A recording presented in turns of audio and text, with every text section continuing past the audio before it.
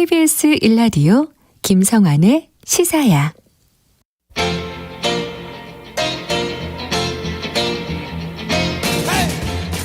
한 주 동안 있었던 뉴스 가운데 우리가 조금 더 깊이 들여다봐야 할 이슈를 짚어보는 시간입니다.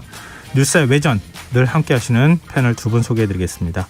배종찬 인사이트 K 연구소장 자리하셨습니다. 안녕하세요. 안녕하십니까. 김민하 시사평론가 모셨습니다. 안녕하세요. 안녕하세요. 네, 대선이 이제 50일이 채 안 남았죠. 네. 설도 앞두고 있는 상황이고 정치권이 지금 총력전을 펼쳐야 하는 이런 상황이기도 한데요. 얼마 사실 남지 않았다면 또 남지 않은 것인데 여전히 예측하기가 너무 힘든 판세. 저도 이거 경험해보지 않은 경험입니다. 근데 또 우리가 사실 기억력이 자꾸 쇠퇴하게 되잖아요. 저도 네. 역시 마찬가지인데 다시 더듬어 생각해보면 지난 대선 때에도 완전히 판세가 굳어졌다고 볼만한 시기는 한 대선 3주 정도 남겨놨을 때 아닐까. 지난 대선요? 예. 지난 대선에 5월에 대선이 있었는데 1월 달에 제가 예측을 해서 칼럼을 썼거든요. 아, 네. 알겠습니다. 김민하 평론가 이럴 때 한마디 거들어줘야 되는 거 아니에요? 저는 이제 나이가 젊어서 경험해본 대선이 몇 개 없어요. 그래가지고 경험이 많지 않기 때문에 이게 뭐 이 역대급 대선인지 그런 것들을 잘 판단을 못합니다. 네. 이야, 나이 젊다고 또 이렇게 또 자랑하시는 이거는 막 저를 먹이는 거 아닙니까? 네. 자, 오늘 뭐 지금 예측하기 어려운 판세 상황에 대해서 잠깐 얘기해 봤는데요. 각설하고 여론사 결과를 일단 먼저 청취자분들께 소개해드리고 그다음에 저희가 좀 분석해 보도록 하죠. 김민하 평론가가 좀 해주십시오. 네. 한국갤럽이 지난 18일부터 20일까지 4일간 전국 만 18세 이상 성인 1,002명을 대상으로 누가 다음 대통령이 되는 게 가장 좋겠느냐 이렇게 물었는데요. 민주당 이재명 후보가 좋다라고 응답한 사람이 전체 34%, 국민의힘 윤석열 후보가 좋겠다 33%, 국민의당 안철수 후보가 17%, 정의당 심상정 후보가 3%였습니다.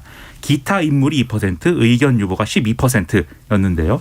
전주랑 비교를 하면은 이재명 후보는 3%포인트 하락을 했고 윤석열 후보는 2%포인트 상승을 했고요. 네. 그러면 이제 이 앞서 말씀드린 대로 하면은 양자간 격차가 이제 1%로 이제 좁혀진 그런 결과인 것이고 역시 오차 범위의 접전 양상인 겁니다.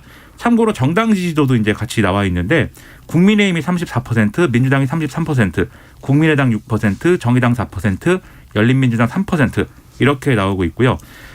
민주당, 국민의힘 양당의 지지율은 전주와 동일했습니다. 자세한 내용은 중앙선거 여론조사의 심의 홈페이지에 있습니다. 네, 일단 가장 눈에 띄는 부분 네. 이 뭔지부터 분석을 좀 해주시죠. 가장 눈에 들어오는 것은 윤석열 후보의 반등세라고 봐야 되겠죠. 윤석열 후보 여러 네. 악재가 있었을 것으로 생각이 됐는데 뭐 이른바 그렇죠. 이제 김건희 녹취록 7시간 그렇습니다. 이게 이제 공개되기 시작했음에도 불구하고 지지율은 오히려 올라가는 현상이 나타났다. 이 조사는 화요일, 수요일, 목요일 실시되고 이제 오늘 발표된 조사니까 네. 김건희 씨, 배우자 김건희 씨, 윤석열 후보의 배우자 김건희 씨의 통화 녹취가 방송되고 난 이유거든요. 네. 일각에서는 이제 16일 저녁에 8시 20분경 MBC 스트레이트 뉴스를 통해서 보도되기 전에는 이게 정말 아킬레스건이다. 이른바 윤석열 후보가 침몰할 수도 있을 것이다. 그런 예상이 나오기도 했었지 않습니까? 네. 근데 정작 이제 보도가 되고 여러 가지 논란도 많긴 했습니다. 그러니까 이제 여론만 놓고 보면 그 논란은 또 별도로 하고 여론조사 결과만 놓고 보면 오히려 윤석열 후보는 뭐 몇 %든 오른 결과가 나오거든요. 여론조사 결과들을 종합적으로 네. 분석해 보면. 네. 그러니까 윤석열 후보에게 배우자 김건희 씨의 지난 일요일 방송은 네. 별다른 영향을 못 미쳤다. 오히려 지지율이 조금 올라간 걸 보니까 이건 보수가 결집하고 네. 또 이준석의 2030 매직, 이준석 매직 이게 뭐 어떻든 간에 좋게 평가든 나쁘게 평가든 젠더 이슈를 또 부각시켜서 2남자 3남자를 결집시키는 이게 뭐 효과는 있다고 봐야 되겠죠. 네. 김민하 평론가께 그것 좀 여쭤보고 싶은데요. 그러면은 이른바 이제 맞불 작전이 있었잖아요. 7시간 통화 녹취가 공개되고 난 다음에 왜 이재명 후보의 그 이른바 욕설 파일 그건 공개 안 하느냐 이렇게 얘기하기 시작하다가 그게 또 과거에 있었던 일이긴 하지만 10년도 더 된 일이잖아요. 근데 그거 다시 또 공개한다. 이런 이제 맞불 작전을 사실상 놓은 건데 그렇게 본다면 오히려 그 맞불 작전이 효과적으로 작동한 거 아니냐 이렇게 또 생각이 될 수 있거든요. 여러 가지가 작용을 하는 것 같아요. 지금 이제 이 갤럽 여론조사만 가지고 얘기하기는 좀 어려운 게 이 3%포인트 뭐 2%포인트 이 정도 이제 변화는 사실 뭐 변화라고 할 수도 있겠지만 뭐 아니라고 할 수도 있고 뭐 그래프를 쭉 보면은 좀 이 유지되고 있는 그런 상황이다라고 볼 수도 있는 거거든요. 네. 근데 다른 여론조사 결과까지 종합을 해보면 이재명 후보는 살짝 이제 지지율이 하락세인 것으로 좀 보이고 네. 윤석열 후보는 어쨌든 상승세는 좀 분명해 보인다 이런 차이가 있는데 지금 말씀하신 것처럼 이 김건희 씨 관련 보도가 별 영향을 못 미치고 있다. 이거는 이제 사실이죠. 왜냐하면 이 자리에서도 몇 번 말씀드렸는데 이거를 이 보도의 방식이나 이런 것들이 김건희 씨 발언이 뭐가 문제다라는 거를 뒷받침하는 방식으로 이제 진행된 게 아니다 보니까 그리고 워낙 그동안 이 민주당 측에서 김건희 씨를 악마화해 놓은 거 있기 때문에 네. 오히려 공개된 발언을 보니까 그 정도는 아닌가 봐 뭐 이렇게 된 건데 이재명 후보의 이제 욕설 뭐 이 발언한 거 이런 경우에도 이게 공개가 돼가지고 어떤 윤석열 후보 지지자들의 공격의 수단이 되고 소재가 되긴 했지만 저는 이게 지금 상황에서는 여론에 얼마나 이게 큰 영향을 미쳤느냐. 이거는 지금 이제 숫자로 확인하기는 다소 어렵지 않나 이렇게 생각을 합니다. 근데 다만 네. 이제 여론조사 결과에 의해서 이제 이재명 후보의 지지율이 떨어졌다 뭐 이렇게 보기보다는 맥락이 좀 중요할 것 같은데 이게 이 이재명 후보가 뭔가 지금 치고 올라가는 이제 계기를 지금 잡아야 되는데 네. 그런 계기들이 다 지금 좀 희미해지고 있다 이런 게 문제예요. 제가 볼 때. 왜냐하면 이 이재명 후보가 계속 내세우는 게 내가 좀 흠이 있을지 몰라도 유능하다 이런 걸 보여주고 싶어 하는 거잖아요. 네. 근데 유능하다라고 하는 것은 뭔가 이 선거 캠페인에서 지금 윤석열 후보발 뉴스들 때문에 다 묻혀버린 측면들이 있습니다. 여러 가지 공약도 얘기하고 무슨 뭐 이렇게 이 일정도 수행하고 했는데 그런 것들이 이 선거 관련 보도에서는 김건희 씨 녹취록 논란 이런 거하고 이제 이 중요도라든가 이런 데서 밀려버렸어요. 제가 볼 때는 그런 측면들이 있어서 유능하면 별로 부각가 안 된 측면이 있는데 흠이라는 부분은 이 변호사비 대납 의혹 관련해서 이제 사망하신 분 문제하고 그다음에 그 이전에 이제 김문기 씨 사망한 문제 그다음에 지금 이제 이 욕설 논란 이런 것들이 이제 겹치면서 이게 어떤 맥락들이 형성이 되는 거잖아요. 그리고 이제 국민의힘에서 심지어 이제 영화 아수라 뭐 이런 거 다시 얘기하고 이제 뭐 굉장히 이제 안 좋은 이미지로 이재명 후보를 공격을 하고 있기 때문에 이런 게 발목을 잡고 있는 국면인 것은 또 분명히 보인다. 그래서 지금 맞불 작전이라고 표현하셨는데 그 맞불 작전이라는 게 단지 불의 문제가 아니라 이 불을 놨는데 거기에 깔려 있는 낙엽이나 이런 것들에 불이 어떻게 옮겨 붙느냐 그리고 이 불을 원래도 나고 있는 불을 껐어야 되는데 네. 이 불을 더 못 끄는 상황이 되고 이런 상황인 게 문제다 이렇게 좀 보입니다. 네. 이 말씀은 드려야 될 것 같은데 김민하 평론가의 분석대로 반등을 못하고 있는 상황에 이제 형수 욕설 건이 터진 거잖아요. 네. 그러니까 빅데이터를 보더라도 별로 반응들이 좋지가 않아요. 네. 그러니까 17일을 기점으로 해서 이 김건희 통화에 대해서 관심이 많았던 것이 언급량이 보면은 형수 욕설 쪽으로 좀 옮겨가는 모습이 나타나거든요. 왜냐하면 네. 김건희 통화 녹취 공개에 있어서 뭐 별다른 게 없었다. 한 방이 없구나. 이렇게 평가를 하고 있는 상황에서 이재명 후보가 반등하지 못하고 있는 박스권에 갇혀 있는 상황에서 형수 욕설이 터졌거든요. 네. 그러니까 이게 지금 이재명 후보에 대한 비호감도를 더 높였을 수가 있는 것이죠. 왜냐하면 이게 굉장히 중요한 내용인데 무슨 말씀이냐면은 지금 왜 김건희 씨 통화가 별다른 반향이 없었을까? 감성적 평가를 한 거예요. 그러니까 김건희 씨와 관련된 의혹들에 대한 이성적 검증이 이루어진 것이 아니라 무슨 말을 할까? 목소리는 어떨까? 어떤 내용이 사생활과 관련된 그 경계 지점에서 이야기가 될까? 윤석열 후보에 대해서는 그러니까 이런 감성적 평가가 이루어진 거죠. 네. 그러니까 이 감성적 평가가 아니라 이성적 검증이 이루어졌어야죠. 그렇다면 허위 경력에 관련된 그 부분은 어떻게 해명이 됐죠? 지금 수상 상장 자체도 지금 검증이 안 된 거잖아요. 그러니까 네. 이성적 검증을 했어야 되는 단계에 감성적 평가가 시도되다 보니까 소문난 잔치에 먹을 것 없네. 이런 상황이 돼버린 것이거든요. 그러니까 굉장히 그 녹취 내용이 공개된다고 해서 MBC 보도를 주시하고 많은 분들이 지켜봤지만 이게 뭐지? 그러니까요. 네. 이거 뭐가 가지고 없네? 그렇게 했나? 근데 여기 첫 실망감들이 되게 큰 상황이었기 때문에 여기서 그 이유가 실망들이 이어졌다. 그렇죠. 그래서 이제 형수 욕설도 감성적인 평가죠. 감성적인 평가고 이건 이성적인 검증을 하는 내용은 아니잖아요. 그러다 보니까 이것도 이재명 후보에게 부담이 될 수 있는데 근데 주 후반으로 가면서는 어떤 현상이 발생을 하냐면 또 다른 검증권이 생긴 거죠. 건진법사. 그러니까 이제 네. 무속과 주술과 관련된 내용은 검증이 돼야 되는 부분입니다. 네. 왜냐하면 이건 일반인이 아니라 이준석 대표가 이야기하는 대로 아니 주술 무속이 뭐가 문제가 됩니까? 신문에도 오늘의 운세가 나오잖아요. 그건 전혀 다른 차원이거든요.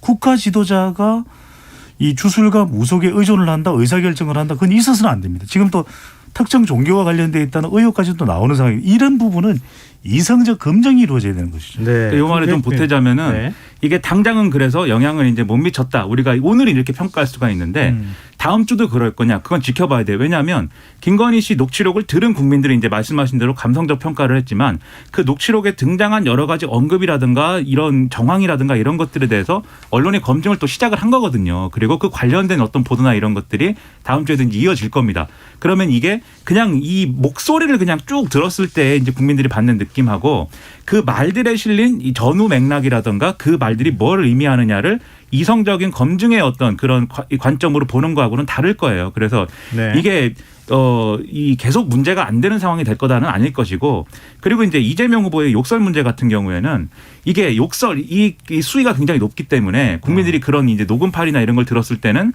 비호감도가 올라갈 수밖에 없죠. 네.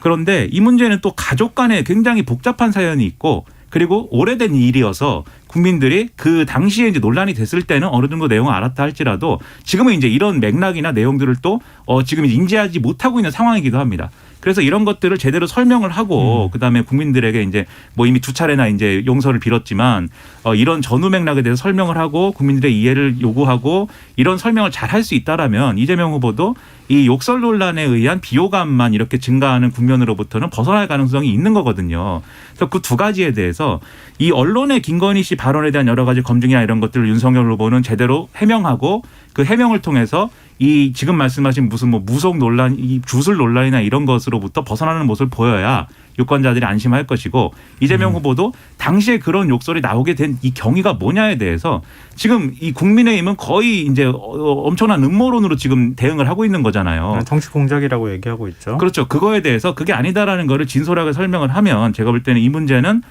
당장은 이제 비호감도를 높이는 요인이지만 해명이 되면은 그렇지 않게 될 수 있다. 저는 그렇게 생각을 합니다. 네.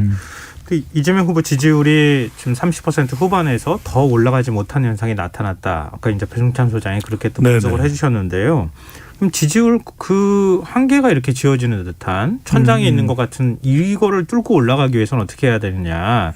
이 문제에 대한 얘기들이 많이 나오는데 예를 들면 이제 두 가지겠죠. 자기 스스로를 올리는 방법이 있고 상대편 후보를 통해서 후보한테 악재를 통해 가지고 상대적으로 올라가는 현상이 나타날 수도 있겠는데 예를 들면은 지금 김건희 씨 녹취와 관련되어 있는 내용은 추가로 계속 지금 보도가 되고 있는 상황이잖아요. 네네. 말씀하셨던 것처럼 무속 논란도 있는 상황이고요.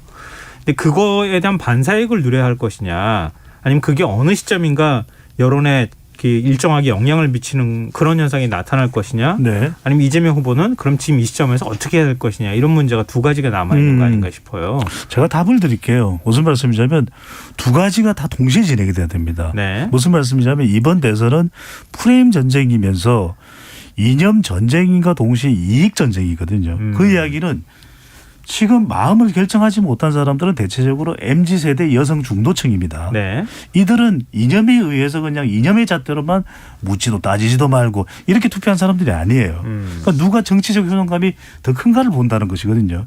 그렇다면 2030도 지금 어느 후보에게 일방적으로 마음을 안 줍니다. 중도층도 이념의 특성상 중도층이라는 것이 어느 한쪽으로 가지는 않죠. 진보나 보수적으로 간다면 그건 더 이상 중도가 아니니까. 그렇다면 남아있는 것은 여성이다.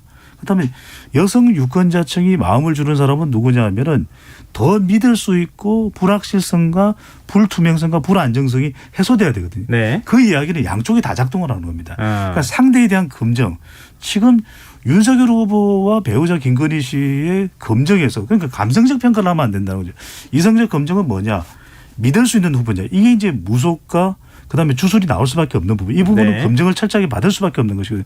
또 하나는 뭐냐. 이재명 후보 쪽도 문제가 있는 겁니다. 왜 혁신이 없느냐.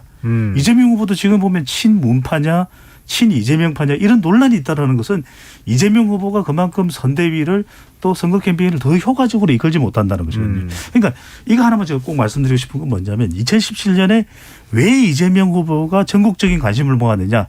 강화문에 국정농단 시위를 하러 나왔는데 기자가 물어봅니다. 아니 성남시장이 여기 왜 나왔어요? 그러니까 이재명 당시 성남시장이 이렇게 이보다 더 나빠질 수 있습니까? 대한민국이 망하고 있습니다. 그 혁신.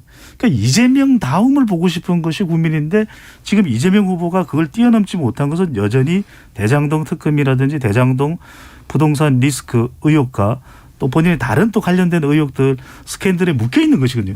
그걸 뛰어넘는 것은 해명한다고 되는 게 아닙니다. 지난번에 김민하 평론가도 여기서 자기 혁신. 그래 이재명은 뭐 할 건데 이걸 보여야 됩니다. 그 네. 부분 관련해서 이게 이재명 후보 지지율이 지금보다 올라가려면 지금 말씀하신 대로 두 가지가 다 이루어져야 되는데 네. 구조적으로 지금 더 못 올라갈 수밖에 없어요. 이 여론조사 이 결과를 보면은 안철수 후보가 지금 15% 이상씩 나오고 있는 상황에서는 네. 중도층에서 이 안철수 후보가 이 정권 교체 여론으로부터 여기서 이제 여론이 빠지지 않도록 하는 지금 일종의 쿠션 역할, 방파제 역할을 하고 있기 때문에 네. 이재명 후보의 파도가 이 방파제를 지금 못 뚫고 있는 겁니다. 그래서 여론조사 결과 보면 정권 교체 여론 다시 올라온 거잖아요. 지금 정권 연장을 원하는 여론은 굉장히 낮아져 있는 상황이고 제가 볼 때는 이 수준은 지금 이 수치는 위험수위거든요. 제가 볼 때 정권 교체냐 아니냐라고 볼 때 이재명 후보 입장에서는. 네. 그래서 이거를 뚫어야 되는데 근데 안철수 후보와 윤석열 후보 지지율이 둘이 동시에 좀 낮아지는 국면이라는 것은 결국은 거기서 뭔가 일이 일어나야 됩니다. 실수가 되든지 어떤 뭐 국민들이 어떤 이게 안 좋게 바라볼 만한 문제가 나오든지 안철수 후보가 본격적인 검증대에 서든지 이런 것들이 이루어져야 되는 부분이 있어서 네. 요거는 이제 앞으로 때를 기다려야 되는 측면이 하나가 있고 그다음에 이재명 후보 본인으로서는 좀 지금 말씀하신 대로 이재명의 정치가 뭐냐, 이재명의 리더십이 뭐냐 이걸 보여줘야 되는데 굉장히 많은 말들을 하고 굉장히 여러 가지 정책을 얘기했고 굉장히 많은 일정을 수행을 했어요. 네. 문제는 뭐냐면 맥락이 하나로 잡히지가 않아요. 여러 가지를 던졌는데 이 맥락이 하나로 잡히지가 않고 그리고 이제 배 소장님이 말씀하신 이재명 다움이라는 거는 뭐냐면 뭔가 과단성 있게 행동해서 이 행동주의적인 어떤 걸로 통해서 뭔가 성과를 내는 거예요. 근데 지금까지 국민들이 본 모습은 뭐냐면 뭔가를 주장하고 뭔가를 하자고 하는데 윤석열 후보나 야당이 뒤로 빼면 그 다음에는 없는 거예요. 얘기가. 특검도 그랬고 무슨 오늘도 뭐 하지 않습니까? 추경 관련해 가지고 후보들 모이자 얘기했는데 네. 윤석열 후보가 싫습니다 하고 갔더니 그 다음에 얘기 어떻게 되는 거냐? 만약에 이 이후에도 이게 별로 이제 논의가 되지 않고 공전한다라는 느낌을 갖게 되면은 네. 유권자들은 이재명 후보가 이런 뭔가 성과를 못 내고 있다라고 인식할 수밖에 없어요. 그렇기 때문에 앞으로 남은 기간 동안에 뭐가 됐든 뭔가 성과를 내는 듯한 모습들을 계속 보여주면서 그 맥락을 쌓아가야 되고 그 맥락을 쌓으면서 기회가 났을 때 그 자신이 쌓아온 이재명 다음으로 승부를 거는 이런 모습을 보여줘야 그래야 이 지지율을 치고 올라갈 수 있는 기회를 잡을 수가 있다. 저는 그렇게 생각을 합니다. 네. 김민하 평론가의 얘기를 들어야 되는 거 아닌가 그런 생각이. 근데 저는 그냥 아니, 이렇게 막 분명히 얘기 막 지금 하고 저는 여기 앉아서 그 참 근데 실제로 현실에서 선거 캠페인하는 거 그렇게 쉬운 일은 그렇죠. 아니잖아요. 쉬운 일은 아니에요. 제가 굉장히 여기 어려운 편하니까 이렇게 일이긴 얘기하는 한데. 거지. 김민하 평론가가 선대위 가면요 끽살도 못해요. 거기서 저는 이제 저기 차 나르고 이런 거 그럼요. 하죠. 네, 종이컵에 담아가지고 그러니까 드시라고 하고. 다들 또 선대에 있는 분들이 방송 나오면 말 잘해요. 근데 이제 여기서 중요한 건 뭐냐면 다 제가 공명이에요. 네. 다 비단 주머니 갖고 있어요. 그 안철수 그건 굉장히 저는 중요한 포인트를 우리 김민하 평론가 발견하셨는데 안철수 네. 후보가 중간지대를 형성하고 있다. 그래서 지지율을 뽑아내기가 쉽지 않다. 근데 그렇다고 해서 선거라는 게 마냥 기다릴 수는 없는 거잖아요. 네, 그렇죠. 그냥 마냥 기다리고 있으면 그냥 기다리는 대로 끝나버리는 겁니다. 그런데 지금 윤석열 안철수 후보의 지지율을 합해보면 대략 한 50%, 약 50%고요. 그다음에 이재명 후보의 지지율까지 합해버리면 한 85% 내외 정도가 나거든요. 그러니까 15%는 여지가 있어요. 근데 15% 중에서 핵심은 누구냐? 여성이라는 거죠. 네. 그러니까 저는 이 여성을 노려야 된다. 지금 아니, 전체적으로 국민의힘은 지금 자꾸 이대남에 소구하는 그런. 그래서 저는 더 정책들을 중요하다는 거죠. 네. 왜냐하면 이준석 대표는 계속해서 젠더 이슈를 부각시켜서 2대남, 3대남을 가져가는데 20대, 네. 30대 여성은 다른 후보 쪽으로 안 가고 있어요. 그냥 분산되어 있는 상태입니다. 그렇다면 과연 여성 유권자들이 원하는 건 뭘까? 타겟을 정하면 되죠. 그러면 40대, 50대 가정주부층도 지금 고민이 많거든요. 네. 그들을 가져올 방법이 무엇인가를 내놔야 되는 거죠. 두 분께 그거 한번 여쭤보고 싶어요. 지금 약간 좀 20대 남성들의 의견, 특히 이제 뭐 3대남이라고 또 표현하셨지만 네. 20대 초반과 중반 넘어가는 후반하고는 또 결이 다르고요. 다르다니까요. 사회에 진출을 하는 시기니까. 네. 30대는 또 사회 진출하고 결혼을 생각하는 시기니까 또 다를 수도 있고 30대 중반과 후반은 또 다르단 말이에요. 이걸 하나로 그냥 묶어가지고 여론조사에 응답하는 사람들이 적극적 응답층이 약간 분노나 이런 감정들을 갖고 있을 수 있으니까 어느 네. 정치권에 대해서 그걸 너무 과잉대표되는 것으로 인식하고 있는 것 아닌가 이런 분석에 대해서는 어떻게 보세요? 아니면 진짜 실제로 20, 30대 남성들이 그렇게 생각하고 있는 겁니까? 그러니까 보궐선거 때는 그랬죠. 지난해 4월 보궐선거 때는 20대 30대가 묵혔던 것이 이제 하나의 이슈였습니다. LH 사태. 네. 근데 지금 대선이라는 것은 다양한 이슈와 다양한 변수가 작동하거든요. 네. 그러니까 엄밀히 말하면은 20대와 30대 심지어는 만 18세 19세 유권자도 20대와 달라요. 그들이 처해 있는 환경을 보면 근데 이제 그걸 몽땅 이렇게 묶어서 이 분석을 한다는 것은 지나친 거죠. 지나친 거죠. 그럼에도 불구하고 그렇게 하는 이유는 이전과는 그래도 달라진 건 뭐냐면 적어도 2021년 보궐선거 이전만 하더라도 대체적으로 20대나 30대가 좀 분산 투표 성격이 있었어요. 네네. 그리고 좀 더 나눈다면은 그래도 조금 저 진보 성향이 있는 것이 5년 전, 10년 전에 20대, 30대였는데 이제는 이들이 기득권에 실망하면서 집단 투표 성격이 보궐선거 때 나타났거든요. 네. 그래서 묶어보는 거죠. 분노한 이 밀레니엄 MZ 세대가 묶였을 때 전체 유권자에서 차지하는 비중이 한 34% 되니까 집단 투표의 파괴력이 있다고 보는 것이죠. 네. 그 부분 관련해서 여론조사를 쭉 보면은 이 방법론으로 보면 ARS 조사 그리고 네. 응답률로 보면 응답률이 좀 낮은 조사들 그런 조사들에서 이제 윤석열 후보가 특히 높게 나오고 예. 특히 20, 30대 여론이 좀 쏠리는 국면들이 있어 보이거든요.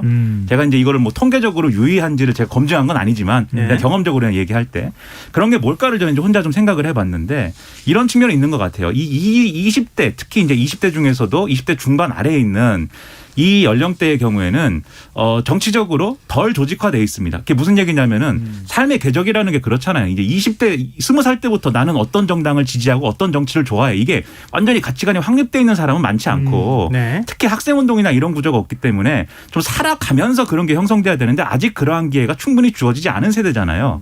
근데 이 세대가 특별히 조직화된 이 블럭이 있어요. 그게 뭐냐면 그게 이제 윤석열 후보하고 이준석 대표가 하고 있는 그 행보를 보면은 딱 나오는 게 여가부 폐지랑 게임 두 개잖아요, 지금. 네. 요 두 가지가 요 계층, 이 두 가지에 민감하게 움직이는 계층에 지금 소구하는 이런 이슈를 던지는 건데 뒤집어 얘기하면 그 계층이 지금 국민의힘 지지를 강하게 지금 하고 있는 그런 방식으로 움직이고 있는 겁니다. 그럼 우리가 여론조사 전화가 왔다고 생각을 할 때 대부분이라고 하면 뭐하지만 아무튼 대다수의 이제 20대들이 일반적으로는 여론조사 전화를 이제 받고 거기에 제대로 응답할 확률은 제가 볼 땐 다른 세대에 비해서는 좀 낮을 거라고 봐요. 그리고 전통적으로 아마 그랬을 것이다. 그런데 특별히 그 여론조사에서 잘 응답하는 지금 말씀드린 이런 20대의 계층 중에서도 잘 응답하고 좀 이렇게 정치적으로 잘 조직화된 상황인 그런 계층이나 그런 블록이 어디냐라고 할 때는 지금 말씀드린 20대 남성 중에서도 게임 이슈라든가 여성 이슈라든가 이런 데 민감하게 조직되어 있는 이 부류인 거잖아요. 그리고 이분들이 이준석 대표를 지지하고 국민의힘을 지지하는 거잖아요. 지금. 그러니까 여론조사가 그 부분에 대해서 이 과잉대표된다라는 측면에 이 문제가 분명히 저는 있다고 생각을 하고 네네. 근데 그렇다고 해서 여론조사에서 뭐 과잉대표되고 이제 실제 민심과 왜곡되는 부분이 그 부분만 있는 거냐 뭐 그렇지는 않은 거죠. 특히 이번 대선의 경우에는 각 후보들을 지지하는 이제 표심하고 지금까지 정당을 중심으로 해서 그리고 가치관을 중심으로 해서 조직화되어 온 그 표심하고 좀 차이가 있는 부분도 있어서 지금 여론조사가 여러모로 혼란스러운 이유가 저는 그런 이제 기존의 이제 그런 구도가 좀 많이 흔들리고 있기 때문이다라고 저는 생각을 하거든요. 네. 그런 부분들을 종합해가지고 봐야 되고 그런 거를 여론조사 전문가 배 소장님이 잘 해설해 주면은 이 의문이 다 풀린다. 저는 이렇게 보고 있습니다. 네. 근데 그런 궁금증 갖고 계시는 분들이 굉장히 많아요. 지난번에도 한번 여쭤봤지만 여론조사별로 지지율이 편차가 너무 심하고 네. 특히 이제 각 후보의 지지율을 다 합치면은 95까지 나오는 여론조사가 있거든요. 근데 실제 투표율은 지난 대선 때 77%, 그 전에 대선 때는 75%였어요. 그렇죠. 25% 정도는 사실은 투표를 안 한다는 얘기거든요. 지금 오늘 한국갤럽 조사 보면은 의견 유보층이 12%, 기타 인물 2% 이 정도가 나오는데 어떻게 지지율을 합하면은 ARS, 특히 ARS 조사에서 그런 경향이 많이 나타나는데 두 가지는 95%, 네. 92%가 나옵니까? 두 가지는 설명을 드려야 될 것 같아요. 그러니까 지금 여론조사가 선거의 결과다 이렇게 등식을 성립을 해서 보는 거는 무리한 거죠. 저는 네. 누누이 많은 방송에서 말씀을 드린 바가 있는데 선거 여론조사는 투표율을 감안하지 않고 이번 전화조사에 응답한 사람들만을 대상으로 한 지지도 조사 결과거든요. 그러니까 그것을 그러니까 적극적으로 응답하는 사람들의 그렇죠. 의견이 더 많이 반영이 그 된다는 판세를 거잖아요. 참고하는 것이 맞는 것이고 예. 말씀 주신 대로 이 여론조사, 선거조사에서 응답한 사람들은 이제 어느 후보도 선택하지 않은 사람까지 합하면 100%죠. 그리고 투표율을 만 18세 이상 20대든 60세 이상이든 전부 다 투표할 거라는 것을 가정하고 한 조사예요. 네. 그러니까 여기에 대한 투표율까지 적용해서 결과를 발표하고 싶은데 선관위에서는 일단 그렇게 해서 공개적으로 발표하는 것을 못하게 합니다. 그런 그 공식을 적용해서 네. 투표율을 가정해갖고 그렇지. 보장하는 거를 기법을 금지한다. 적용해서 네. 공식적으로 발표하게 되면 그것 자체가 이제 혼란을 가져오죠. 왜냐하면 실제 투표는 아무도 모르니까. 그다음에 또 하나는 네. 말씀을 드리겠는데 아까 이제 김민하 평론가가 이건 저도 이제 왜냐하면 더 연구가 필요한 부분인데 대체로 자동응답 조사는 보수 성향의 응답자가 좋은 환경이고 네. 또 면접원 조사는 한편으로는 또 이 진보 성향의 응답자가 참여하기 또 용이한 조건이고 네. 그러니까 대체로 자동응답 조사는 좀 보수 성향이 강하고 또 면접원 조사는 진보 성향이 강하기 때문에 ARS만 조사만 놓고서 과잉 편집됐다 이렇게 보기는 어렵겠죠. 근데 일종의 이제 밴드웨건 효과가 나타날 수 있기 때문에 대세 편승하는 그런 그 경향이 나타나는데 여론조사 결과가 영향을 또 미칠 수 있기 때문에 근데 그런 부분에 대해서는 여론조사를 해석할 때 좀 주의할 필요가 있다. 그렇죠. 그런 점을 네. 한 가지를 염두에 두고 볼 필요가 있는 게 네. 만약에 여론조사에 응답을 안 한 사람들은 그러면 지금 어떤 생각일까 그거를 이제 같이 생각할 필요가 그렇죠. 있어 그러니까 보입니다. 중도층의 의견이나 이게 부동층 의견 이 포집이 잘 안 되는 그런 그렇죠. 현상이 나타날 그분들 수 있다는 중에는 거잖아요. 선거일에 아마도 이제 투표 그렇죠. 표심을 결정할 가능성도 있기 때문에 예. 여론조사를 흐름으로 참고하는 것이지 이 뭐 숫자 자체를 가지고 뭐 이렇게 좀 과잉 해석할 필요는 없다고 생각을 그러니까 합니다. 네. 뭐 간단하게만 말씀드리면 뭐 가대평가할 필요도 없고 가소평가도 할 필요도 없고 있는 그대로 참고하시면 되는 거죠. 네, 알겠습니다. 저희 방송 시작하면서 지금 어디서 뭘 하시면서 시사회 듣고 계신지 인증샷과 함께 의견 보내주십시오 했더니요. 5848님께서 집에서 막걸리 한잔 하면서 마시면서 청취 중입니다라고 문자 보내주시면서 사진 보내주셨는데요. 막걸리에 안주로 귤 드시는 것 같은데요. 그렇게 이제 탐스러워 보입니다. 제주 막걸리인가요? 네. 아니 왜 또 막걸리를 갑자기 마시고 네. 기분이 좋아지셨으면 좋겠어요. 네, 왜냐하면 맞아요. 우리 방송이 막걸리와 함께하기 좋아요. 구수하잖아요. 아, 그렇죠. 네. 우리 뉴스 외전 들으시면서 막걸리 한잔 하시면 어떨까 싶습니다. 네. 1415님, 9시 50분 딱 학원이 끝나고 밖에 나오면 아빠가 기다리고 계시는데요. 아빠 차를 타면 항상 시사회가 흘러나오고 있어요.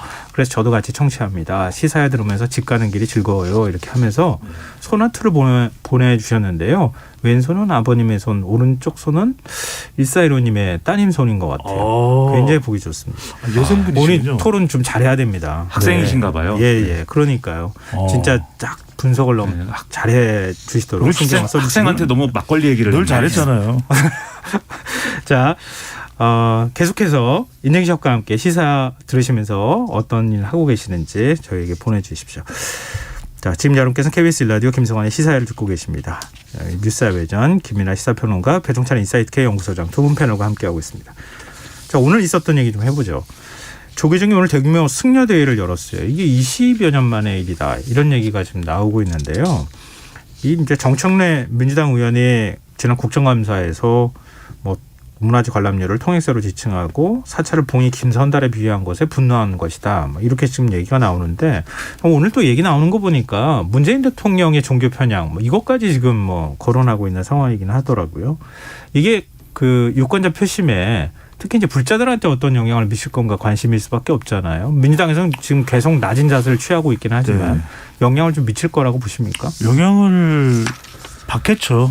그렇기 때문에 지금 정청래 의원에 대한 비판과 분노, 이 불심 때문에 불심이 이재명 후보에게 불리하게 작동되는 거 아닌가 이런 염려가 있겠죠. 민주당 쪽으로서는. 그렇죠. 그래서 네. 36명의 의원들이 조계사를 가서 108배도 했잖아요. 네. 뭐 신체적으로 좀 힘드신 분들을 빼고는 다 한 걸로 그렇게 보도가 송영길 됐는데. 대표가 막 다리 불편하니까 휠체어 타고 갔는데도 예. 중단 지도부 분들을 스님들을 못 만나고 다시 발길을 되돌렸더라고요. 그러니까요. 네. 정청래 의원도 오늘 전국 승려대회에 참여를 하고 이렇게 사과를 하려고 했는데 사과문을 결국 조계사에서 발표를 못하고 국회에서 발표를 한 건데 이것도 저는 마찬가지로 두 가지 관점에서 봐야 되겠죠. 종교가 글쎄 사회적으로 다양한 역할을 할 수 있지만 정치적으로 연결돼서 선거에 영향을 준다. 그것은 결코 저는 바람직한 일도 아니고 그렇게 되어서도 안 되는 것이고 두 가지를 따져봐야 될 것 같아요. 그러니까 지금 정청래 의원이 지난해 국정감사에서 제기했던 문화재 관람료 이 통행세 부분은 그래서 이제 문화재 관람료가 됐던 성격이 있던 통행세 성격이 있어서 문제 제기를 한 것이든 이것을 이성적인 검증을 해야 된다. 그런 차원에서는 저는 문제 제기할 수 있다고 봅니다. 네. 왜냐하면 종교도 종교지만 이걸 국민의 대표기관인 국회의원이 이것을 좀 더 나은 방향으로 또 개선하기 위해서 필요한 거죠. 근데 저는 무엇이 잘못됐냐면 두 번째인데 감성적인 논평이에요. 봉이 김선달 이야기를 할 필요는 없잖아요. 그러니까 자칫 잘못하면 봉이 김선달이라고 하는 표현 자체가 이게 이제 사찰과 또 불교를 상당히 매도하는 형식일 수가 있거든요. 바로 이 부분 때문에 저는 분노했는데 좀 더 적극적으로 사과하고 또 오해를 풀어서 이것이 대선이나 정치적인 이벤트와 연결되는 것은 차단이 돼야 되겠죠. 네. 김민하 평론가께는 정천회 의원이 뭐 이른바 이제 이혁관 들이 나한테 탈당을 권유했다. 뭐 이렇게 얘기하면서 지금 당내 갈등으로까지 조금 번질 조짐을 보이고 있잖아요. 그런 것과 함께 지금 이제 배종찬 소장께서 분석한 내용 답해 주시면 좋을 것 같네요. 일단 이제 정청래 의원을 탈당시키는 방식으로 이제 해결을 해야 되느냐. 저는 그거는 상당한 의문이에요. 왜냐하면 지금 말씀하셨다시피 정청래 의원이 뭐 하면 안 되는 얘기를 한 건 아니거든요. 그러니까 누가 봐도 이 불교계에 이제 누가 될 만한 얘기를 했고 정말 신뢰일 만한 얘기를 했는가. 이게 부적절한 표현이 포함되어 있긴 하지만 문제 제기의 핵심은 어쨌든 국립공원에 가는데 내가 거기 있는 사찰에 관련된 문화재를 관람할 의지가 없는데도 입장하면서 이 관람료를 내는 것에 대한 부당함을 이제 얘기하는 분들이 있고 네. 그거에 대해서 그러면 검토해 보자고 얘기를 한 거기 때문에 명분이 없는 얘기 아니거든요. 근데 이런 얘기를 했다고 해서 탈당하라라고 얘기를 하면은 정청래 의원도 자기 지지자들한테 뭐 설명할 얘기가 있어야 될 거 아닙니까? 네. 자, 맞는 얘기 했는데 탈당을 하라고 해서 했습니다. 이렇게 얘기를 하면은 그게 지지자들도 못 받아들이는 거잖아요. 그러니까 이걸 탈당을 해가지고 이제 뭐 할 필요는 없다는 점에서 누가 이제 탈당을 이제 권유했는지는 뭐 잘 모르겠으나 그리고 공개적으로 조홍천 의원 같은 경우에는 이제 탈당하는 게 좋지 않느냐 이렇게 얘기는 하긴 했는데 그러나 이거를 이제 그런 방식으로 푸는 거는 제가 볼 때는 적절하게 푸는 방식은 아니고 그리고 이건 사실 불교계 얘기도 좀 들어봐야 됩니다. 왜 그러는 것인지. 그래서 불교계 얘기도 이 불교계 얘기는 이게 나름대로의 뭐 역사성이 있는 얘기인데 그리고 문재인 대통령도 이제 좀 집권할 때는 이 문제를 해결해 준다고 했는데 결국 해결해 주지도 않았는데 여당 의원이 나서서 이거를 이제 이렇게 얘기하면 어떡하냐 뭐 이런 거예요. 그리고 나머지 이제 뭐 특정 종교에 편향됐다 뭐 교황을 굳이 아련할 필요가 있었냐 뭐 이렇게 얘기하는 거는 네. 나머지 이제 명분에 관련된 문제인 것 같고 그래서 이거는 불교의 얘기를 들어가지고 정치적으로 해소해야 될 문제고 그리고 불교계도 지금 제가 볼 때는 국민들 여론이 그렇게 100% 지금 불교계에 우호적이지 않습니다. 네. 왜냐하면 그 정청래 의원이 제기한 문제가 이유가 없다고 생각하지는 않기 때문에 국민들도 네. 빨리 갈등을 조기에 정리하는 게 불교계도 그렇고 지금 이제 민주당에도 그렇고 다 이익일 거라고 좀 봅니다. 네, 알겠습니다. 이제 마지막으로 국민의힘 내부 상황에 대한 얘기를 하면서 저희가 마무리를 할 수밖에 없을 것 같은데요. 원팀을 만들겠다 그래서 윤석열 후보가 홍준표 의원이 만났어요. 만났는데 홍준표 의원이 전략공천 얘기를 꺼내는 바람에 이게 당내 갈등으로 지금 번지고 있는 상황입니다. 오늘 난 원팀 못 되겠다 이렇게 또 선언하는 일까지 벌어졌어요. 그러니까요. 뭐 사실 그 이전에는 이준석 대표하고 갈등이 계속 있었고 네. 선대위 해체하는 과정에서 김종인 전 총괄 선대위원장까지 지금 당에서 나갈 수밖에 없었던 상황이었는데 당내 갈등을 좀 잘 융합하고 가는 과정인데 지금 이제 원팀 얘기까지 나오다가 깨져버린 상황이 됐단 말이에요. 이게 어느 정도 영향을 미칠 거라고 보시는지 두 분의 의견 마지막으로 듣겠습니다. 저는 이게 뭐 국민의힘 지지층을 흔들어 놓는다기보다는 네. 이런 상황을 보게 되는 MZ세대나 여성 중도층 그러니까 얼마만큼 이 리더십을 신뢰할 수 있을까에 대한 부분에 더 기준을 두겠죠. 예. 그래서 영향을 받게 되는 것이고 왜냐하면 2030 세대가 볼 때는 아직도 윤석열 후보가 사람 리스크가 해소가 안 되네. 이런 부분을 이제 보게 된다라는 거죠. 그러니까 여기서도 중요한 게 뭐냐면 홍준표 후보가 뭐 공천 관련돼서 의견을 제시했다. 그럼 이걸 좀 조용히 해결할 수 있는 방법도 있잖아요. 예. 이게 핵심인 거죠. 굳이 이것을 공개적으로 해서 권영세 선대본부장과 핏대를 세우면서 싸우는 모습으로 갈 이유는 없는 거잖아요. 선거 국면에. 예. 그러니까 이게 마찬가지로 조금 전에도 말씀드렸지만 정청래 의원이 조금 더 빨리 사과를 했더라면 결국 이게 형식의 내용도 내용이지만 형식과 관련된 부분도 분노를 야기할 수 있는 것이거든요. 그렇다면 더 빨리 사과를 하고 조계사를 가서 일찌감치 지난해 연말에 가서 3배를 하든지 108배를 하고 저는 먼저 자진 탈당을 하겠습니다. 불교계에 끼친 영향을 감수하겠습니다. 그렇더라면 불교는 또 자비 아닙니까? 예. 말렸을 거예요. 마찬가지로 이것도 홍준표 의원과의 이런 소통을 왜 공개적으로 마찰이 일어나도록 할 이유는 없는 거죠. 네. 자, 짧게만 말씀드리면 윤석열 후보에게 중요한 사람이 4명이라고 얘기했지 않습니까? 김종인, 이준석, 홍준표, 안철수. 예. 그 홍준표입니다. 네, 알겠습니다. 이제 이런 시각도 있을 것 같아요. 지금 말씀하셨지만 좀 긍정적인 영향을 미칠 것 같지는 않다고 얘기를 좀 정리할 수 있을 것 같은데 후보하고 한때 후보였던 당내 경쟁자하고 만났잖아요. 어떤 조건을 제시하면 후보가 그 자리에서 이건 좀 곤란합니다. 근데 두 가지는 제가 받고 이렇게 협상을 해야 되는데 지금 협상을 하지 않고 그걸 그대로 들고 왔다가 다음날 권영세 본부장이 이건 구태입니다. 이렇게 밝혔다는 거잖아요.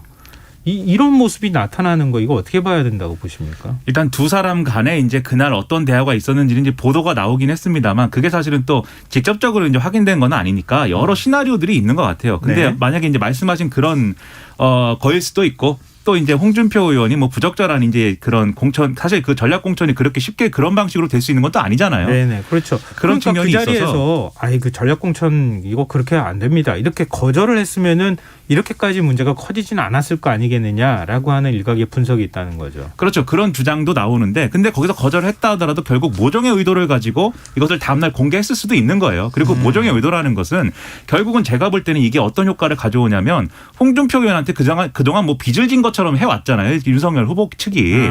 네네. 뭔가 데려와야 되고 네. 뭔가 빚진 사람 같았는데 청년의 꿈이란 플랫폼이 있었으니까. 그렇죠. 근데 이번 기회를 통해서 빚청산을 해버린 겁니다. 아주 그 빚을 네네. 돌려준 게 아니라 네네. 없는 걸로 하자고 정리해버린 거예요. 당신도 이만큼 폐를 끼쳤으니까 없다 이제 빚은. 네네. 근데 이게 가능한 게 뭐냐면 이준석 대표가 2030 여론을 여가부 폐지라든가 이런 거 가지고 버티고 있기 때문에 홍준표 의원이 굳이 않아도 일단은 유지가 될 수 있기 때문이에요. 그런데 앞으로 혹시 위기가 닥쳤을 때 그때도 홍준표 의원 필요 없을 거냐? 그건 그때 가서 다시 한번 어려움에 빠지겠죠. 이것 때문에. 네, 알겠습니다. 참 국민 여론이라는 게 알다가도 모를 것 같아요. 굉장히 악재라고 많이 얘기해왔지만 실제로 여론조사 결과 나온 거 보면은 그렇다고 보기 좀 어려운 그런 결과가 나오기도 하고 또 아닌 것 같은데 또 확 여론에 반영이 되기도 하고. 저 한마디만 더 드릴까요? 우리 시사야처럼 하면 됩니다. 알겠습니다. 무슨 말을 하는지는 모르겠지만 시사야 원팀이다 이런 거죠. 네. 아하, 네, 원팀 좋습니다. 자, 오늘 마무리 여기서 해야 되겠습니다. 뉴스사회전 지금까지 김민하 시사평론가 배정찬 인사이트K 연구소장 두 분과 함께했습니다. 오늘 말씀 고맙습니다. 고맙습니다. 고맙습니다.